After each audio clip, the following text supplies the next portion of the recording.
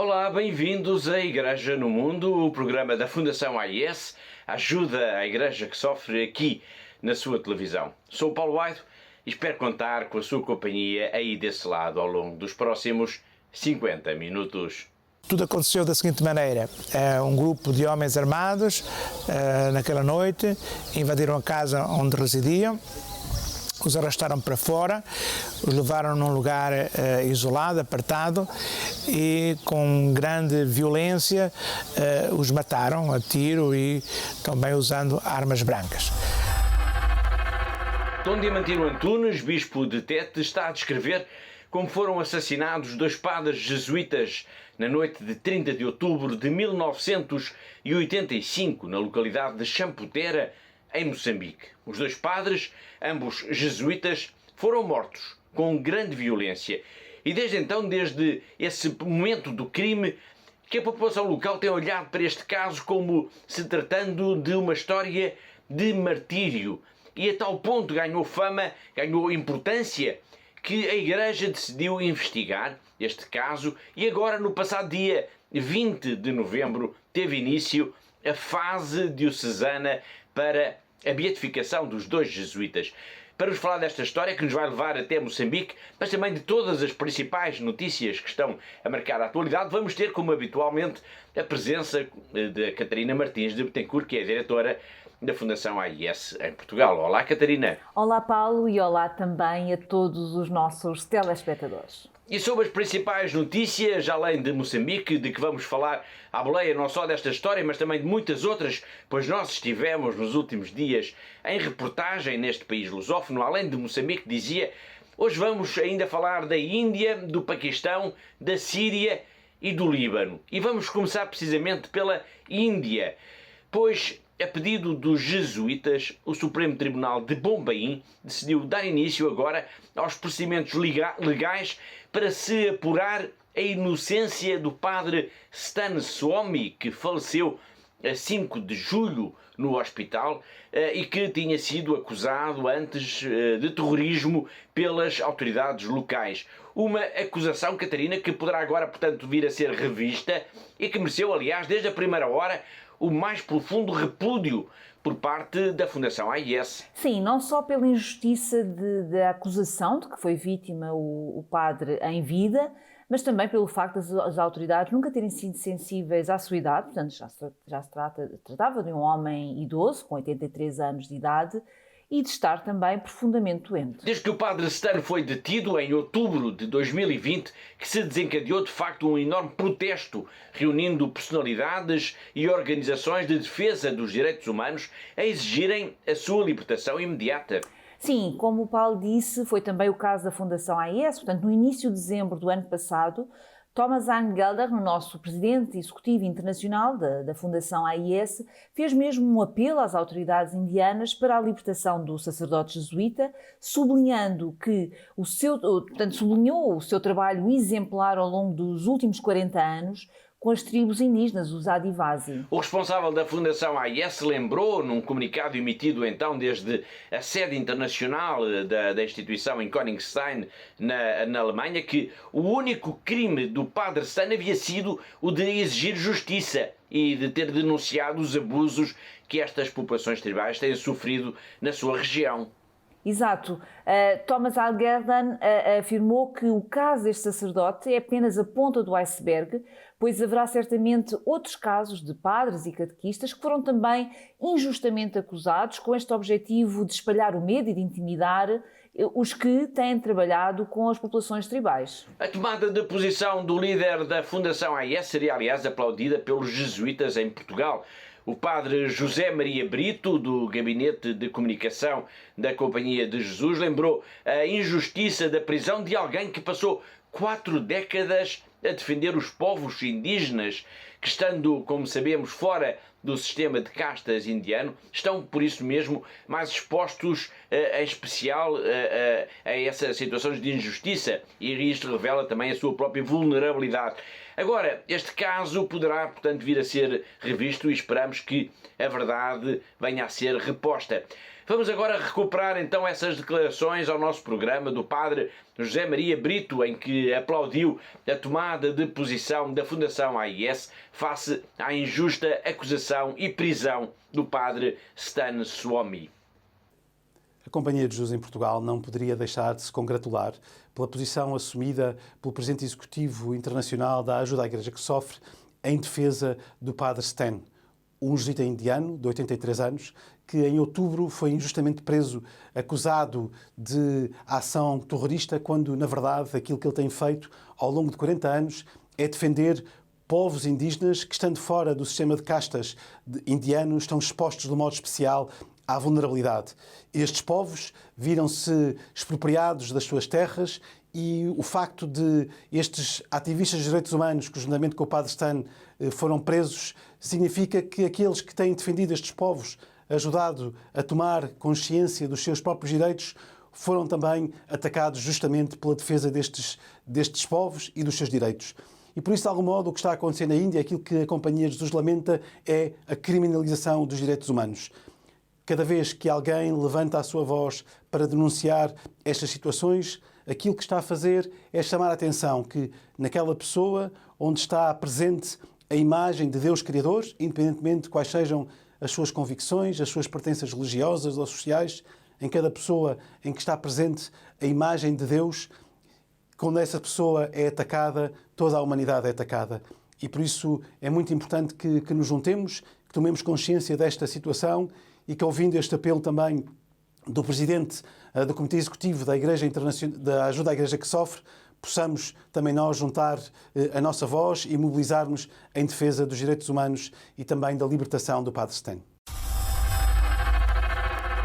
A história do Padre Stan mostra que, por vezes, infelizmente, muitas vezes, é difícil o trabalho dos cristãos nos países onde são uma minoria, onde muitas vezes erguem a sua voz em defesa dos mais fracos, dos mais humildes, dos mais perseguidos. O Padre Stan morreu na prisão sem ter visto a sua inocência proclamada pelas autoridades. Bem pelo contrário, ele morreu acusado de terrorismo. Podemos dizer que, a exemplo da forma heroica como ele defendeu as populações tribais, as minorias religiosas, todos os dias haverá seguramente alguém que levanta também a sua voz na defesa dos mais pobres, dos mais humilhados pela sociedade. Em meios muito pobres, muito humildes, a pressão contra os cristãos pode revelar-se de facto mesmo insuportável. Vamos agora até uma aldeia no interior da Índia. Vamos até Gutia, uma aldeia que está situada no estado de Chhattisgarh. Vamos ao encontro de Jairam Kindu. Ele quer construir uma capela, uma pequena capela na aldeia, na sua aldeia que está no interior da Índia. Mas isso, esse simples desejo de construir uma capela, pode vir a revelar-se numa enorme dor de cabeça. Esta é uma história de coragem, de fé e também de muita, muita persistência.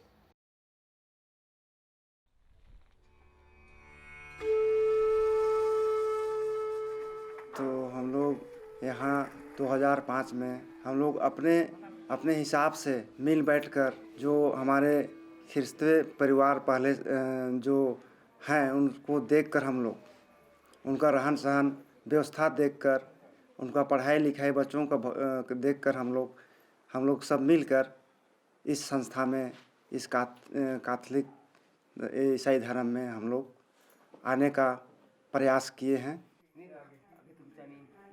शुरू में हम लोग को भड़काने लगे, आप यहाँ किसके कहने पे ईसाई धर्म स्वीकार कर रहे हो, आप लोगों को नहीं बनना है, और धमकी चमकी देने शुरू कर दिए, यहाँ ईसाई धर्म लोग नहीं रहना चाहिए। आप सिर्फ एल्बेस्टर लगाने का तैयारी था और वो चर्च को जिला प्रशासन जो एसडीएम अनुविभागीय अधिकारी होता है उनके आदेशानुसार वो मेरे ऊपर से मुखाग्र आदेश किए आप 3 दिन का समय दिए मेरे को कि आप वो गिरजाघर जो बनवा रहे हैं उसको गिरवा दो, नहीं तो आपके ऊपर कार्रवाई की जाएगी या जेल भेजा जाएगा।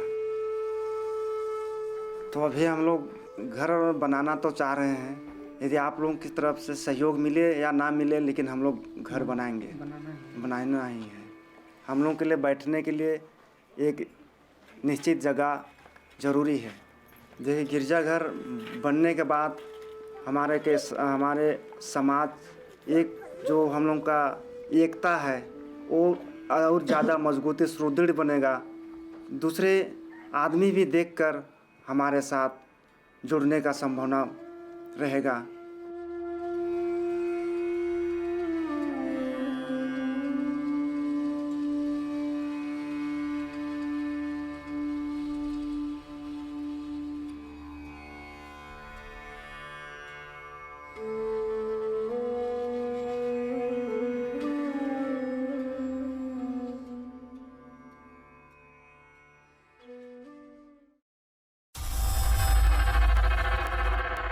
Falamos da Índia e agora vamos continuar nesta região, mas desta vez focados principalmente no Paquistão. Uma grande investigação da Fundação AIS no Reino Unido revela uma realidade escondida praticamente da opinião pública mundial. A realidade diz-nos que há raptos e violações de raparigas cristãs, não só neste país, o Paquistão, mas também noutros países, como por exemplo a Nigéria, o Egito, o Iraque, a Síria e até em Moçambique. Sim, é sem dúvida um trabalho de investigação extraordinário que os nossos colegas do Reino Unido fizeram ao longo dos últimos meses. Portanto, é um relatório denominado Ouçam os Seus Gritos, em que se prova que há de facto uma realidade dramática e escondida do olhar da opinião pública mundial. Portanto, a situação em que se encontram jovens raparigas e mulheres cristãs em vários países que são vítimas da perseguição, da violência sexual, do rapto e também de conversões forçadas. Em comum a todos os casos analisados está o facto, Catarina, de os violadores ou os autores dos sequestros e das agressões pertencerem normalmente à comunidade muçulmana e olharem para as mulheres e as raparigas cristãs com absoluto desprezo. E isso é dramático, sem dúvida. Portanto, a investigação da Fundação AIS aponta para uma realidade de tal forma dramática que se pode falar mesmo em catástrofe ao nível dos direitos humanos. Portanto, este relatório mostra que em certas zonas de conflito, onde se verificam insurgências islâmicas, nomeadamente no Médio Oriente ou em certas regiões do continente africano, as mulheres oriundas das minorias religiosas sofrem altos níveis de exploração sexual. É o caso da Nigéria, onde, por exemplo, cerca de 90% das raparigas e mulheres raptadas por extremistas islâmicos pertencem à comunidade cristã. Este trabalho da Fundação AIS revela ainda que as vítimas, assim como as suas famílias, se remetem normalmente ao silêncio, não denunciando, portanto, o que lhes acontece. E isto porque temem as ameaças dos raptores, por haver uma coação também nesse sentido, portanto, de não denunciarem nada, uma coação que vem por parte das autoridades, nomeadamente da polícia, das forças da ordem, mas também por causa de um natural sentimento de vergonha. Sim, o relatório refere ainda aos casos de conversão forçada de raparigas e de mulheres que podem ser classificados mesmo como genocídio, pois decorrem em ambiente de ameaça de destruição da própria comunidade por grupos jihadistas ou de outros grupos radicais. Já falámos aqui dela noutros programas, mas temos de recuperar uma vez mais a sua história. O testemunho de Mayra Shabazz, uma jovem cristã de 14 anos, raptada da sua casa em Medina Town, no Punjab, no Paquistão, em abril do ano passado, é de facto uma das peças fundamentais deste relatório agora publicado pela Fundação AIS. A história é triste e trágica, mas aconteceu mesmo. मेरा नाम मायरा है। अब मैं आपके सामने खुदा का जिंदा पाक कलाम पढ़ूंगी।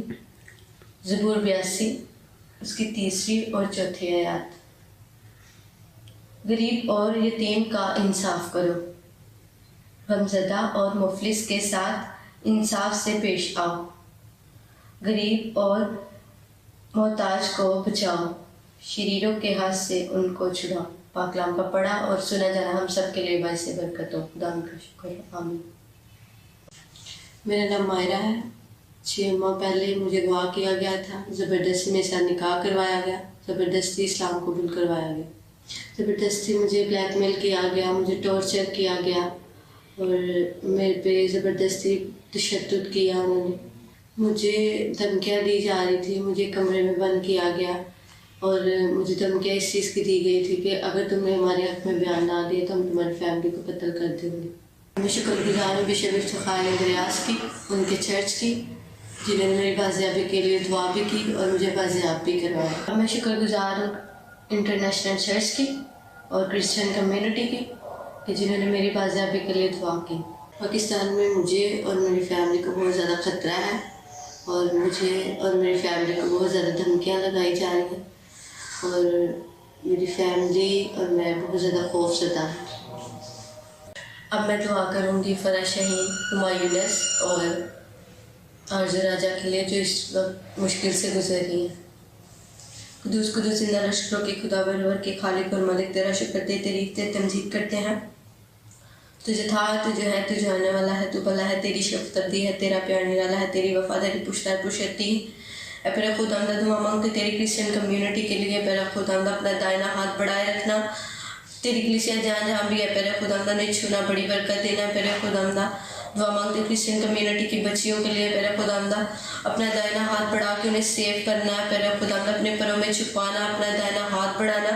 पेरा खुदावंदा दुआ मांगती हुमायूनस के लिए, आरज़ू राजा के लिए, फरा शाहीन के लिए कि इस वक्त जो भी मुश्किल में मुब्तला है पेरा खुदावंदा अपने दाहिने हाथ को बढ़ा के शैतान के बंधन को तोड़ के पेरा खुदावंदा ने आज़ाद कर। तू हर एक काम करने की कुदरत रखता है पेरा खुदावंदा। दुआ मांगते बिशप इफ्तिखार, उनकी टीम के लिए, उनके चर्च के लिए, उनकी फैमिली के लिए कि खुदा उन्हें बड़ी बरकत दे, हर बरकत से नवाजा पेरा खुदावंदा। पेरा खुदावंदा इन तीनों बेटियों की फैमिलियों के लिए दुआ मांगते पेरा खुदावंदा, इन्हें हौसला तसल्ली देना पेरा खुदावंदा, इन्हें बड़ी बरकत देना मांगते तेरे मीठे रब के नाम से।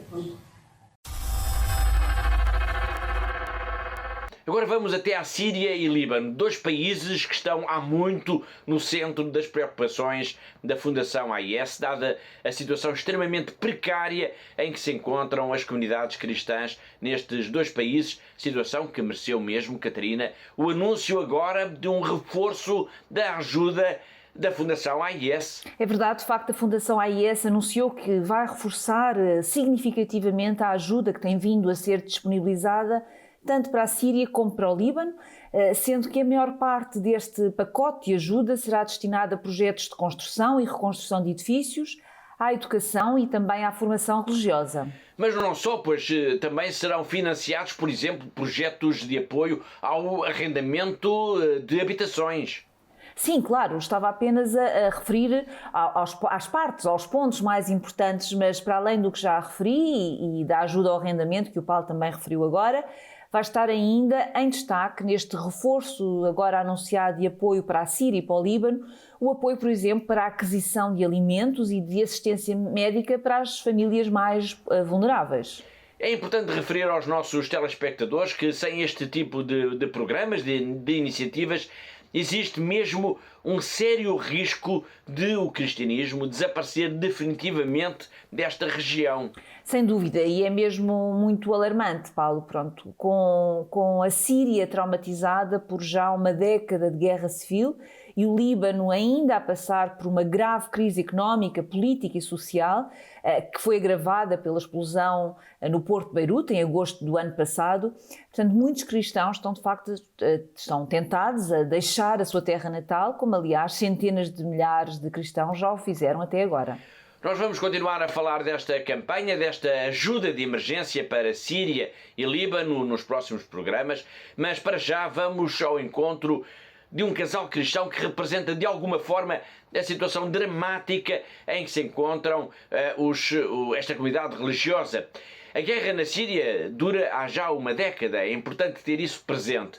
Mofida e Moza são, portanto, um exemplo de como uma família, neste caso um casal idoso, só consegue sobreviver graças à ajuda da Igreja. Esta é uma história que nos vai levar agora até à cidade de Alepo, numa viagem de vários anos por entre explosões, bombas e violência sem fim.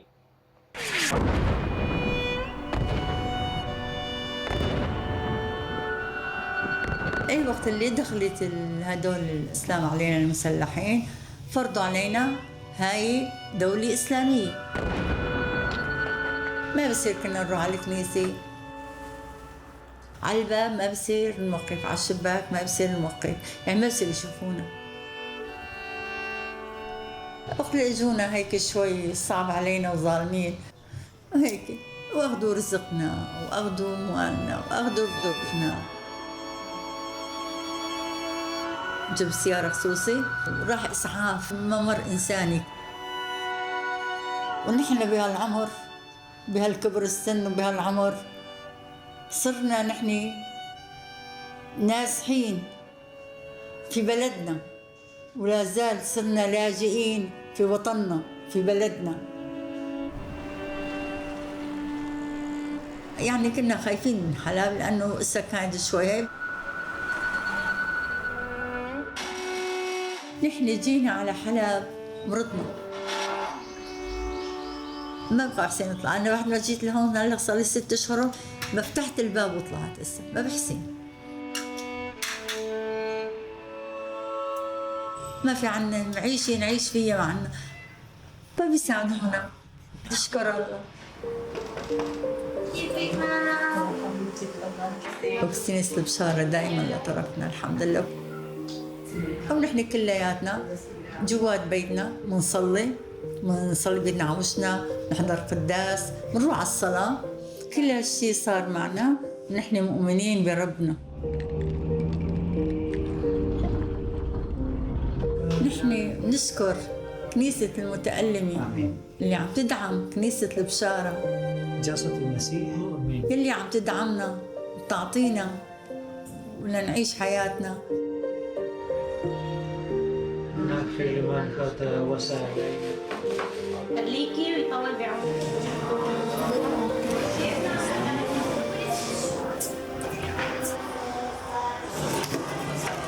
بتوقع تكون خير علينا وعلى العالم كله، وبريد السلام. بس بقى الرب هو اللي بيعرف ايش بده يصير لعيد الميلاد، ما حدا بيعرف غير ربنا. ولد المسيح هللويا.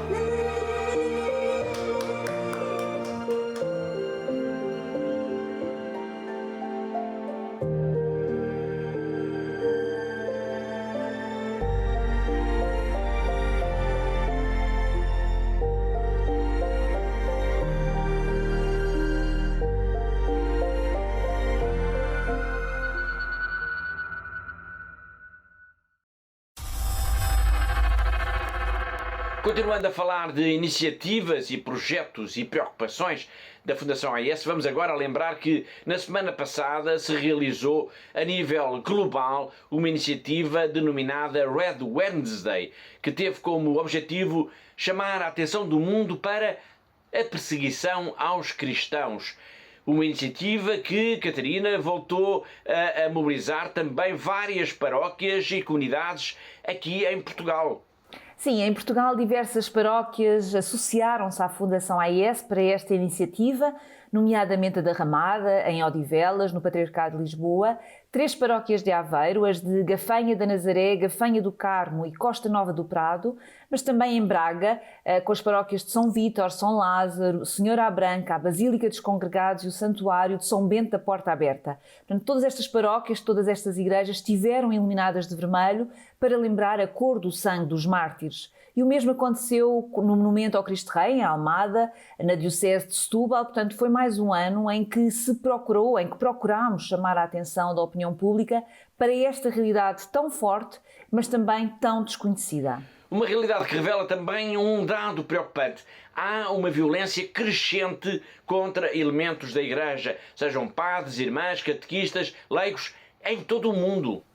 Exato. Só no decorrer deste ano, Paulo, e segundo os últimos dados relatados pela comunicação social, foram assassinados pelo menos 17 pessoas ligadas à Igreja, enquanto 2 dezenas foram vítimas de sequestro. Portanto, isto significa que ser padre, ser religiosa é cada vez mais um perigo, pois parecem ser também cada vez mais os casos de agressão, de violência, de sequestros e até de assassinatos. Casos de agressões e de sequestros que são particularmente visíveis, digamos, em países como, por exemplo, a Nigéria ou o México. Sim, particularmente sensível e preocupante é a situação da Nigéria, com assassinatos e sequestros cada vez mais frequentes, como aliás a Fundação AIS tem noticiado aqui tantas vezes no nosso programa de televisão. Mas, e como o Paulo referiu, também o México está de facto a enfrentar uma onda de violência assinalável, com pelo menos 3 sacerdotes e um catequista mortos em incidentes nos últimos tempos. Mas a lista dos países onde é notória esta violência contra elementos da Igreja é muito mais vasta e é necessário também que os nossos telespectadores tenham isso em conta. Mas que países, Catarina, se destacam então mais nessa, chamamos assim, onda de violência? São vários, Paulo. É, por exemplo, o caso da Venezuela, do Peru, do Haiti, mas também das Filipinas, de Angola, do Burkina Faso, do Sudão do Sul, do Uganda, dos Camarões e do Mali. E além destes casos, Paulo, houve ainda, muito recentemente, o assassinato em França, a 9 de agosto, do padre Olivier Merre. É um crime cometido por um homem que estava hospedado na casa dos missionários em Saint-Laurent-sur-Sèvre. Iluminar de vermelho igrejas e monumentos foi a forma encontrada para chamar a atenção do mundo para a perseguição aos cristãos.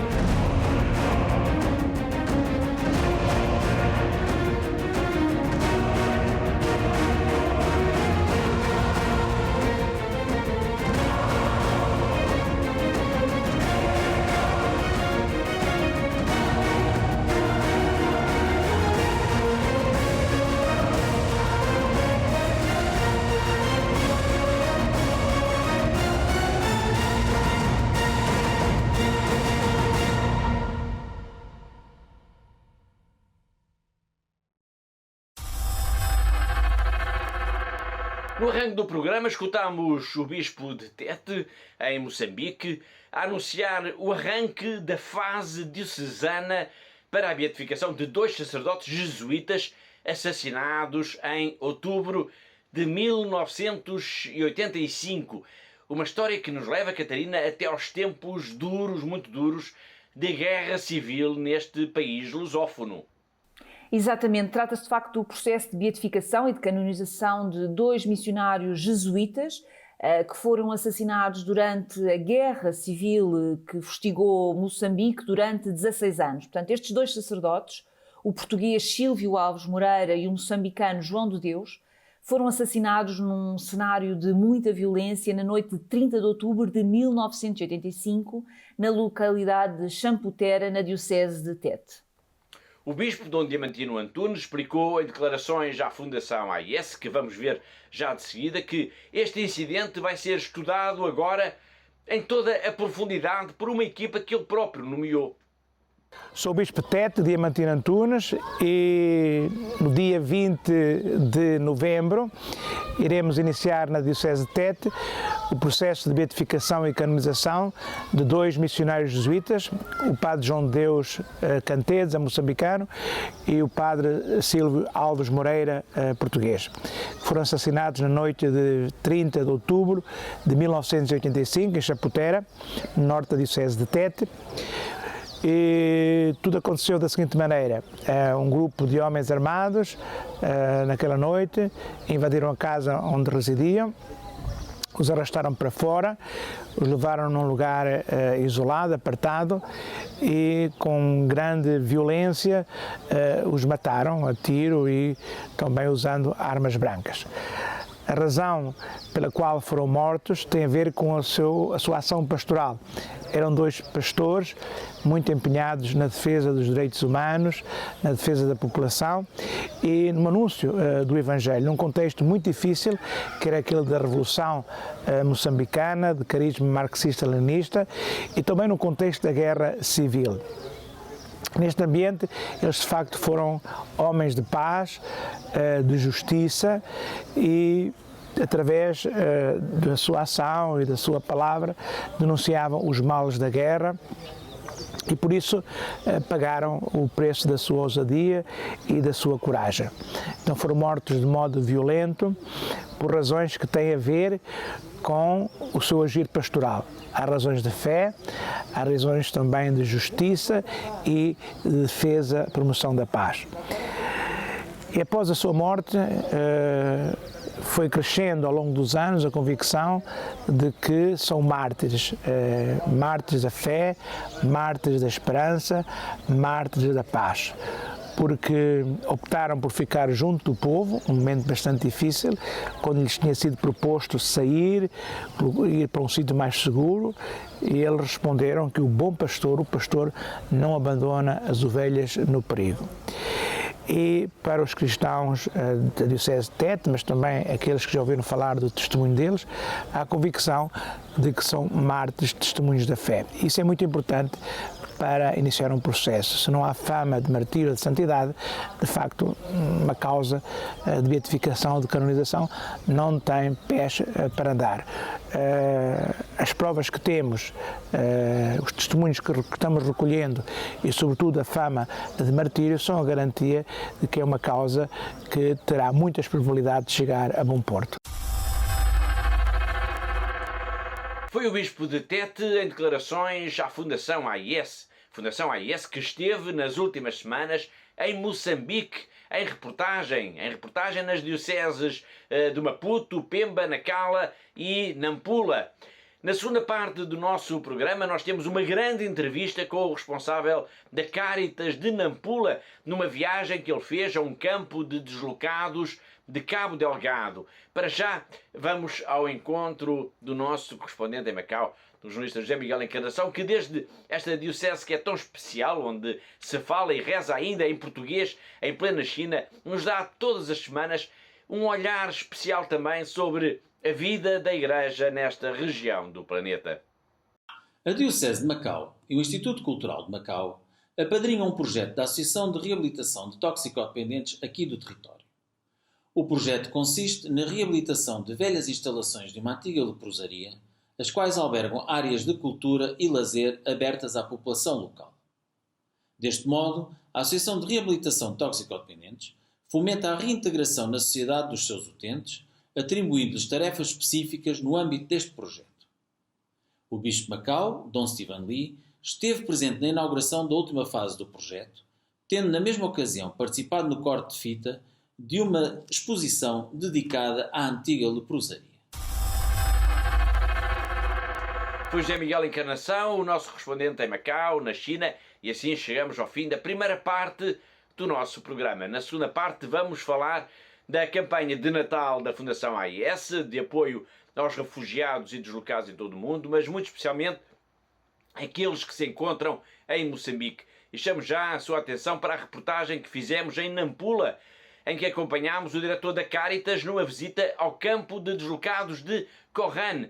Durante toda a viagem nós falámos com ele sobre os problemas, as dificuldades e os grandes desafios que se colocam à Igreja no apoio a todos os que vivem neste campo e que são vítimas diretas do terrorismo que tem vindo a sobressaltar a região norte de Moçambique desde outubro de 2017. Há, portanto, 4 anos. Uma história que não pode mesmo perder. Continua por aí na nossa companhia, pois o intervalo é muito curto.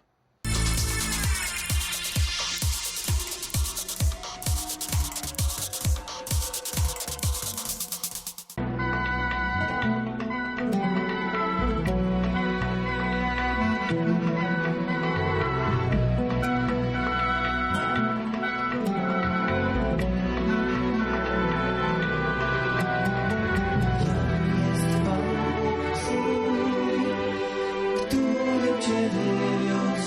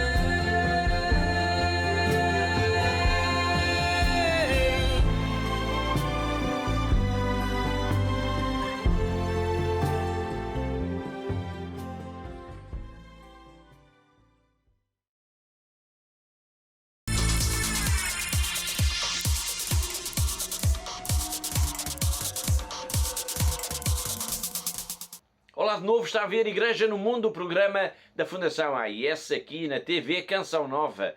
Sou o Paulo Aido, connosco está a Catarina Martins de Betancourt, a diretora da Fundação AIS em Portugal.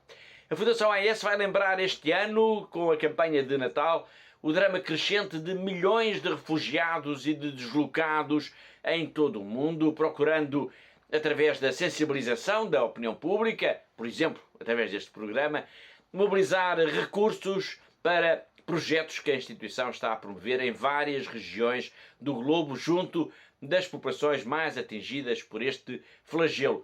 Daqui a pouco nós vamos até ao campo de deslocados de Corrane, na diocese de Nampula, acompanhando a visita do diretor da Caritas. Trata-se de um campo de deslocados com cerca de 6.500 pessoas, metade das quais cristãos. É por causa deles, de todos os deslocados e refugiados, que, Catarina, a Fundação AIS lançou esta campanha.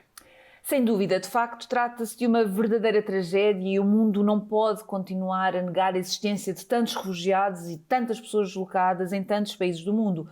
Portanto, segundo os últimos dados das Nações Unidas, haverá atualmente mais de 82 milhões de pessoas deslocadas à força devido a perseguições, a conflitos, a violência e até violações dos próprios direitos humanos. São homens, mulheres e crianças em fuga dentro ou fora das fronteiras dos seus países. Para a Fundação AIS, o apoio aos deslocados e refugiados é parte integrante mesmo da sua missão. Sim, é parte integrante da nossa missão, sem dúvida alguma. Eu direi mesmo que faz parte do nosso ADN, se poderei dizer desta forma. Portanto, a Fundação AIS está profundamente ligada à questão dos refugiados e dada a dimensão desta realidade, aos mais dos 82 milhões de refugiados e deslocados no mundo, portanto, a campanha de Natal da Fundação AIS este ano vai focar-se nesta urgência desta ajuda humanitária junto destas pessoas, desta população, nomeadamente na Síria, na Nigéria, no Líbano, Moçambique, República Democrática do Congo e no Burkina Faso.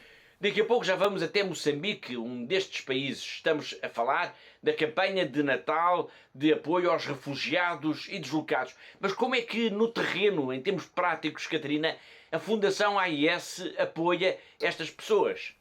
Bom, é sempre através das estruturas locais da Igreja. Portanto, a Fundação AIS tem procurado mobilizar o apoio, recursos no apoio a estes deslocados, atendendo às suas necessidades mais básicas, que vão desde, por exemplo, o ajudar a ter um refúgio, um lugar para se abrigar, alimentos, mas também, por exemplo, na prestação dos cuidados de saúde, nos cuidados de educação, especialmente junto das crianças e dos jovens, mas também ao nível do acompanhamento espiritual, num esforço que só é possível graças à generosidade dos benfeitores da AIS em todo o mundo e também à dedicação extraordinária dos sacerdotes, das religiosas, dos voluntários, dos leigos, dos catequistas que estão junto destas populações mais necessitadas. Obrigado, Catarina. O padre Orlando, de 50 anos, é o responsável da Caritas da diocese de Nampula, em Moçambique. Quase todos os dias alguém da Caritas vai até ao campo de reassentamento de Corrane, um campo que alberga atualmente mais de 6.500 pessoas. São todos deslocados de Cabo Delgado, vítimas da violência terrorista no norte de Moçambique. Na semana passada, o padre Orlando foi até Corrane. Nós estivemos com ele, viajámos com ele e fizemos esta reportagem.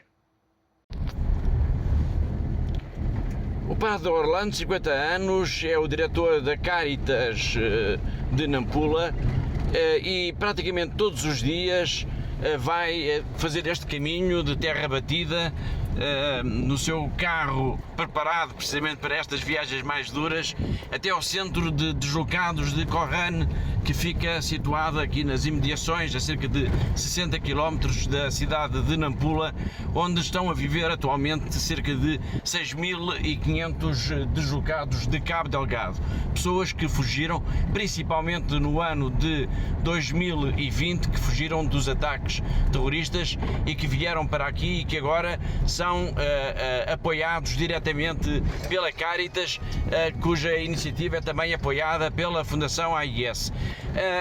Desta população, destes cerca de 6.500 deslocados, cerca de metade são cristãos, é isso, não é, Padre Orlando? Sim, são cristãos católicos, porque a Arquidiocese de Nampula, através da irmã Francinete, uma componiana, e a comissão dos jovens da Arquidiocese de Nampula tem ido lá no centro de assentamento em Corrane regularmente para fazer mesmo atividade pastoral específica, porque esse tem que ser mesmo uma atividade específica para ele, porque quando nós vamos, por exemplo, ajuda humanitária, ali pouco falamos porque são diferentes religiões, então nós evitamos falar nestes momentos, mas existem atividades específicas para mesmo a parte espiritual, atendimento espiritual daqueles que são cristãos.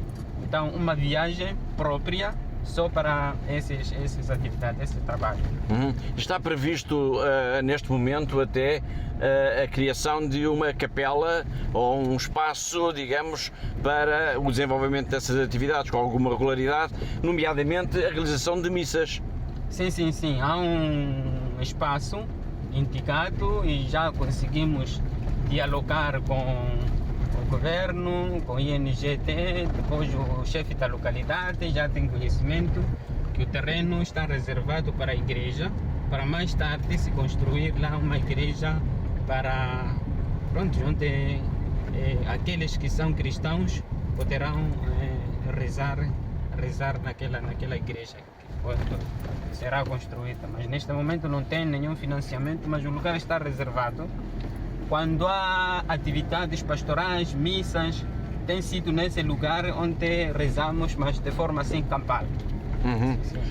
Podemos falar numa grande participação das pessoas, dos cristãos na vida religiosa ali no campo de deslocados? Sim, há muita participação, há um grande número, muitas pessoas mesmo aderem, porque entre eles, muitos que vieram também já eram responsáveis lá em Cabo Delgado, né? Nas suas comunidades, né? Uns eram leitores, outros eram anciãos, cada um tinha alguma responsabilidade, outros eram cristãos simples. Então aqui também uma continuidade. Deste contacto que tem feito aqui com tanta frequência junto dos deslocados de Cabo Delgado, há alguma história, alguma situação que o tenha impressionado mais, Padre Orlando? Alguma situação que tenha impressionado. Histórias mais dramáticas que eles tenham vivido e que tenham querido partilhar de alguma maneira? Sim, são alguns que chegam, mas com muito sofrimento, porque lá mesmo os terroristas não tinham piedade, né? Apanhavam alguns, até conseguiam matar os familiares na presença dos outros, né? Então aquilo foi muito doloroso. Muitos partilham esses acontecimentos com muita dor e com choros, lágrimas e uma coisa muito digamos que são memórias trágicas que à partida quem as viveu nunca mais irá conseguir esquecer durante toda a sua vida, não é? Sim. E o papel da Igreja também aí é importante. Aliás, a Fundação AIS apoia a Caritas no apoio psicossocial junto dos deslocados. Sim. E um dos objetivos é precisamente esse, que é o de partilhar experiências, desabafar e de alguma forma procurar ultrapassar todos os traumas vividos pelos ataques terroristas, não é? Sim. Como é que fazem esse contacto com as pessoas? Como é que se aborda alguém que vivenciou uma situação tão dramática como foram alguns dos ataques, nomeadamente em Palma ou em Mocimboa da Praia? Porque nós temos contactos assim, quase frequentemente, porque de vez em quando vamos lá para distribuir alimentos, vamos lá para fazer ajudas humanitárias e naqueles contactos conseguimos identificar alguns, porque tem a possibilidade que nós temos ali dialogar com eles, né? dialogar com eles. Então, a partir de diálogo, conseguimos identificar um outro e dali fazemos esse acompanhamento. Ou seja, esse acompanhamento individual. Estabeleceram relações, há uma forma de confiança que permitem que as pessoas aos poucos vão desabafando um pouco sobre aquilo que experienciaram, é isso? Sim. Tem uma certa confiança com a igreja, com a Caritas, porque a nossa modalidade também de apoiar tem sido direta. Nós nunca encarregamos alguém para ir distribuir, então nós vamos pessoalmente. Então, para eles gostam.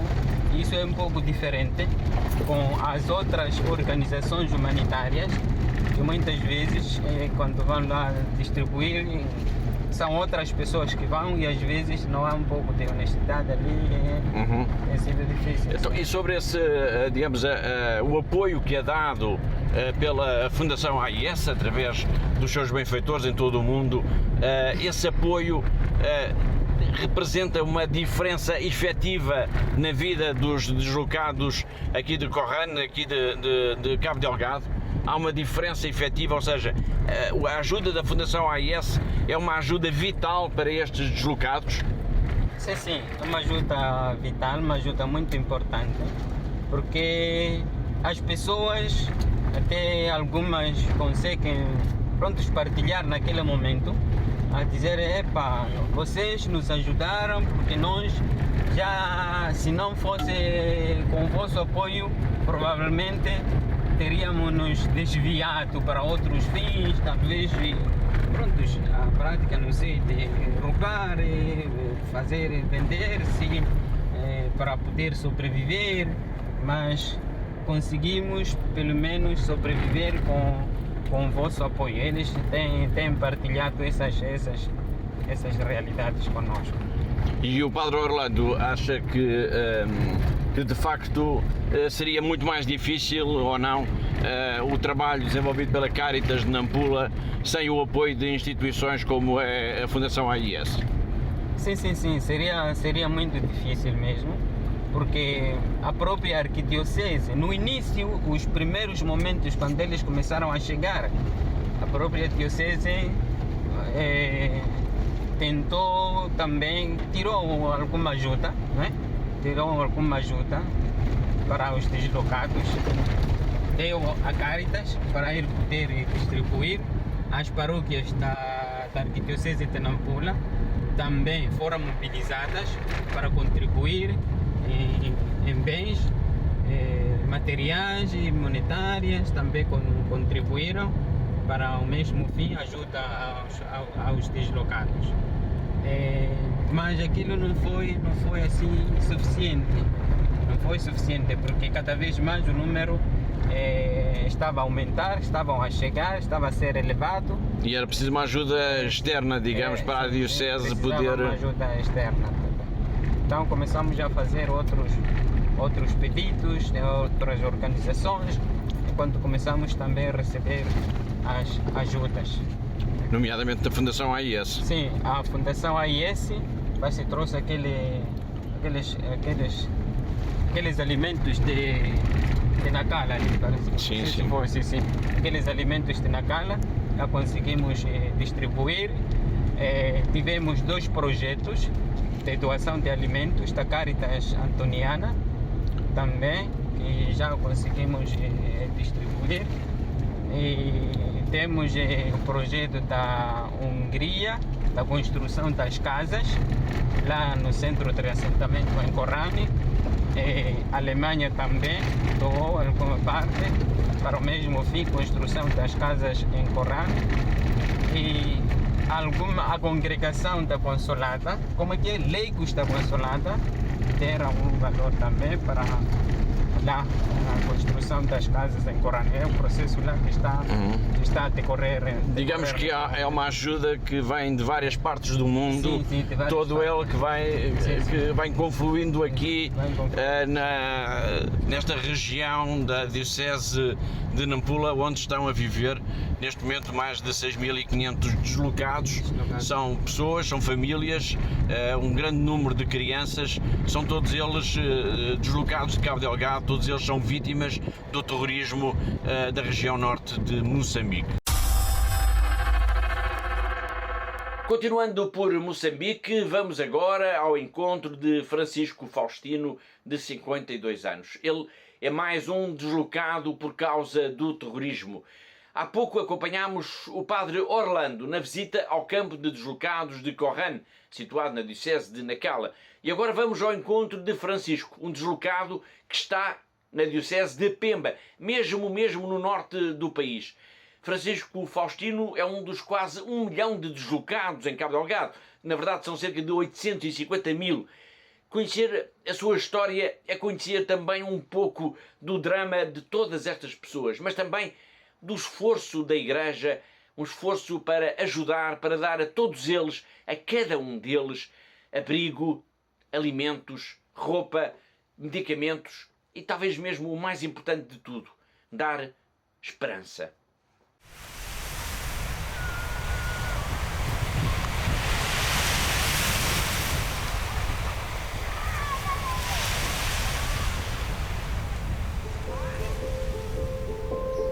Sim, chamo-me Francisco Faustino Francisco.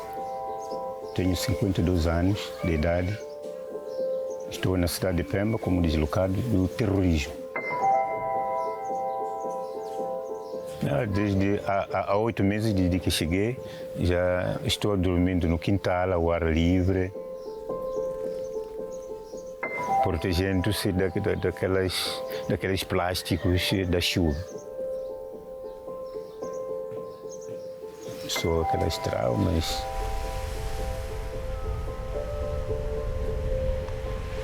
E tivemos o primeiro ataque. Foi no dia 7 de abril de 2020.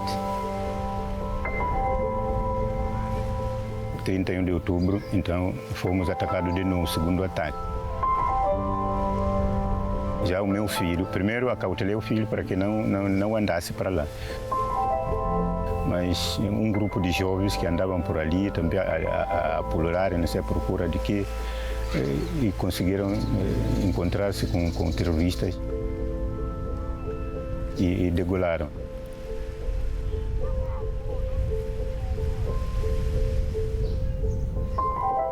A minha fé ajuda a superar a ter esperança.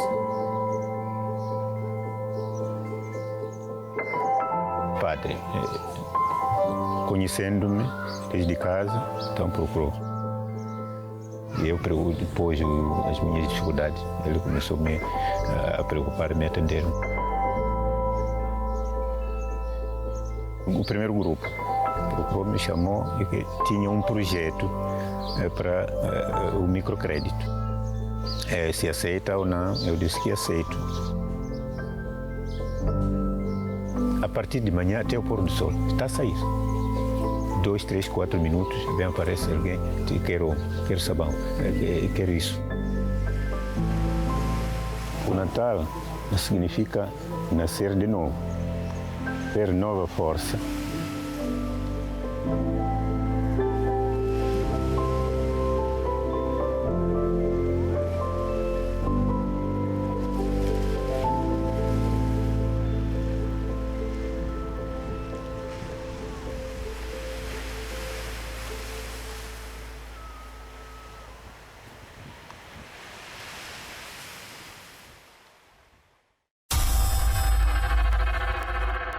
Foi Francisco, um deslocado de Cabo Delgado, um dos muitos, de quase 1 milhão de deslocados de Cabo Delgado que vivem em Moçambique. Francisco, vítima do terrorismo, procura agora, também com a nossa ajuda, dar uma volta na sua vida. Faltam já poucas semanas para o Natal. Como é que vai ser o Natal de Francisco? Com esta pergunta, que é também uma interpelação a todos nós, chegamos ao fim do nosso tempo, chegamos ao fim de mais um Igreja no Mundo, o programa da Fundação AIS aqui na sua televisão. Resta-me agradecer a colaboração da Catarina Martins Betancourt, a diretora da Fundação AIS, assim como de todos os que ajudaram a produzir, a editar e a levar até si este programa. Já sabe, conto consigo sempre aí desse lado na próxima semana. Até lá, se Deus quiser.